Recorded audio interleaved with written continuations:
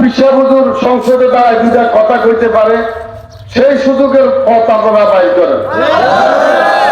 আমাদের দম জায়গা থাক, যতক্ষণ আমাদের শক্তি আছে আমরা সুন্নি জামাতকে কোনো পালাবো না, আমরা ওয়াজিব যারও যাই।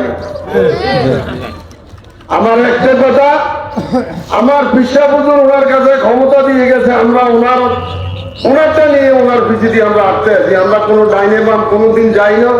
তো যখন একটা সুযোগ হয়েছে, আপনাদের কাছে আমার একটা অনুরোধ, আপনি একটা ভোট দিতে হবে না, আপনার সাথে আরেকজন দিবেন, আরেকজন দিবেন, আরেকজন বলবেন, যতক্ষণ বলার অধিকার আছে, ক্ষমতা আছে বলবেন, ভোট দেওয়ার আগ পর্যন্ত বলবেন, সরকার হাতে ধরছে পায়ে ধরছে, তবু আমাদের একটা ভোট আনার জন্য সবাই চেষ্টা করবেন।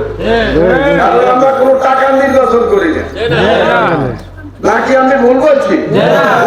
আমাদের এই জায়গায় কেউ টাকার নির্বাচন করে না, আমাদের সুন্নি জামাতের মধ্যে সব গুরুরে টাকা দিতে আছে, টাকা খাইতে আছে, কিন্তু আমাদের যেটা আমরা আমাদের যারা আইবল রাখেন, এটি আমার হইলে বক্তব্য, আর হুজুরের কাছে হইলে আমার দোয়া।